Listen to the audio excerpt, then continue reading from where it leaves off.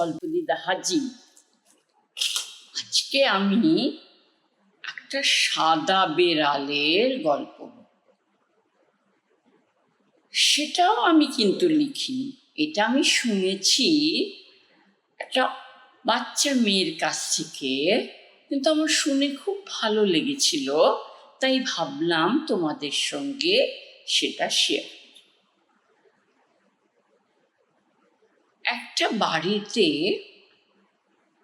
উঠোনের একটা কোনায় একটা মা বিড়াল তার 3টে বাচ্চা জন্ম দিয়েছে। মা বিড়ালটাও কালো, গলার এই জায়গাটায় একটুখানি সাদা, ল্যাজটার এই জায়গাটা একটু সাদা, আর 2টো বাচ্চাও বেশ কালো কালো, একটু সাদা সাদা হয়েছে। মা 3 নম্বর যে বাচ্চাটা হলো না, সেই বাচ্চাটা একেবারে বলের সাদা বলের মতো। আর ওই বাড়িতে 2টো মেয়ে থাকতো, তারা জানলা দিয়ে ডাকছে, আয় পুষি, আয় পুষি, আয় পুষি, আমরা এ করবো, অমুক করবো। তো বারবার ওদের খেলনা বাটি থেকে একটু দুধ দিচ্ছে, ওরা চকচক করে খাচ্ছে, মা বিড়ালটা মাঝে মাঝে এরকম করে ঘুরে চলে যাচ্ছে, এরকম হচ্ছে। এবার ওইদের যে বাড়িটা, সেই বাড়ির পিছনে একটা বিরাট বন ছিল। সেই বনে অনেক বাঁদর থাকতো, অনেক পাখি থাকতো, আরও অনেক জন্তু জানোয়ার থাকতো। আর ওই মেয়ে দুটোর মা বারবার বলেছিল, একদম দরজা খুলে বনের ওইদিকে যাবে না, জন্তু জানোয়ার তো আছেই, উপরন্তু রাক্ষসী থাকতে পারে, ডাইনি থাকতে পারে, এরম হাত বার করে তোমাদের যখন নিয়ে নেবে কিচ্ছুটি করতে পারবে না। তার ভয়ে না, ওদের নাম ছিল বরফি আর গোলাপি, বরফি আর গোলাপি যেত না। তা একদিন ওই সাদা বিড়ালটাকে ওর ভাইরা বলল, কি রে তুই এরকম সাদা কেন রে, আমাদের মতন হুসনি মা কিরকম একটু কালো সাদা মেলানো, যা তোকে আমরা নেব না খেলতে। তখন আমার মনে ভীষণ দুঃখ হলো, চোখ দিয়ে একটু একটু করে জল পড়লো। মিউ মিউ মিউ মিউ করতে করতে ও ভুল করে জঙ্গলের দিকে হাঁটা দিল। জঙ্গলের দিকে যাচ্ছে, মিউ মিউ করছে, জঙ্গলের দিকে যাচ্ছে, মিউ মিউ করছে। তখন একটা বাঁদর এসে বলল, তুমি যাচ্ছ কোথায়? বললো, যেদিকে যাই সেদিকে আমার ভাইরা আমাকে ভালোবাসে না, বোনরা ভালোবাসে না। তখন বলল, শোনো, তোমার রং তো সাদা, বলের মতো দেখতে, তুমি একদম তুলোর মতো নরম দেখতে, তুমি দেখতে এমনি খাসা, তবে বনের ভিতরে যে ডাইনিরা থাকে না, তারা একদম সাদা বিড়াল পছন্দ করে না, তাদের সব কালো বিড়াল দরকার। তখন ওর মাথায় হাত, তাহলে কি হবে, তাহলে তো ও আবার খেতে পাবে না। মনের দুঃখে একটা গাছের এখানে এমনি করে চুপচুপ করে বসে রইল। হঠাৎ দেখলো যে একটা হাতির দলরা এরম করতে করতে যাচ্ছে জলের দিকে। তখন ছোট্ট একটা হাতিকে দেখে বলল, হাতি ভাই তুমি যাচ্ছ কোথায়? বললো, চান করতে। তুমি কে গো, এরকম একদম তুলোর মতো দেখতে? বললো, আমি বেড়াল ভাই, বেড়াল দিদি তোমার। বললো, হাতি ভাই আমি তোমার বেড়াল দিদি। আমি প্রথমে বলে দিয়েছিলাম বেড়াল ভাই, তা নয়, আমি বেড়াল দিদি। তো তুমি কোথায় যাবে? আমার একটু খিদে পেয়েছে, খাবো।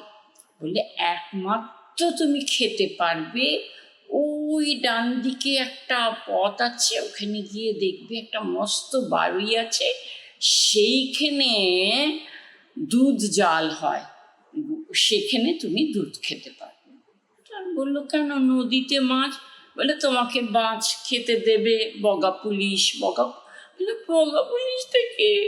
বললো জানো না, বক যে পুলিশে আছে, কাউকে মাছ নিতে দেয় না। তুমি আরেকটু দূরে যাবে, আরেকটা পাখি বলবে আমি মাছ খাই, তোমাকে দেবে না মাছ। তখন আর কি করে সাদা বিড়ালটা, একটু একটু mu mu mu mu mu mu mu mu mu করতে করতে ওই বাড়িটায় গেছে। বাড়িটায় গিয়ে দেখে এত এত আলো জ্বলছে, এত খাবার দাবার, এত মাছ, এত মাংস, আর একটা জায়গায় অনেক দুধ ফুটছে।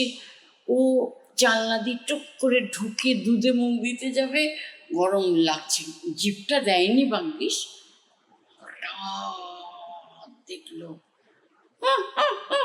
কে এসেছে আমার রান্নাঘরে, শুনতে পাচ্ছি কে এসেছে। তখন সবাই বলছে কেউ না, কেউ না, আপনার দুধ জাল দেওয়া হচ্ছে রানীমা।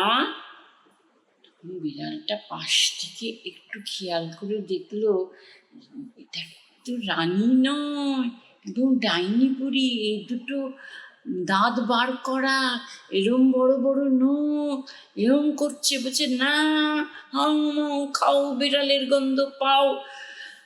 তখন বিড়ালটা চুপটি করে ওই ডাইনির যে রান্নাঘর, সে একটা জায়গায় যেখানে ময়লা ফেলে সেখানে বসেছে। এই রাঁধুনি এসে সমস্ত ছাই এরম করে ঢেলে দিয়েছে, কিছু ছাই গরম, কিছু ছাই। বিড়ালটা এখন ঝাড়া দিয়ে উঠেছে না, বিড়ালটা দেখে ওর গায়ের রংটা কিরকম ধূসর, মানে একটু গ্রে গ্রে হয়ে গেছে। কিন্তু বানরটা বলেছে কালো বিড়াল চাই। তখনও পরের দিনও বসে রইল, তারপরের দিনও করল। করতে করতে ও দেখলো কি, যে উনুন ধরানোর জন্যে এরকম অনেক গুল টুল দেওয়ার জন্যে কয়লা দিয়ে কাদা মাটি মাখানো, সেখানে গিয়ে লাফ দিল, লাফ দেওয়াতে পুরো কালো হয়ে গেল।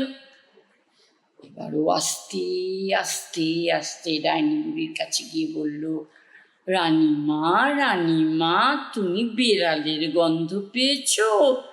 তুমি চেয়ে দেখো, আমি বিড়াল এসেছি।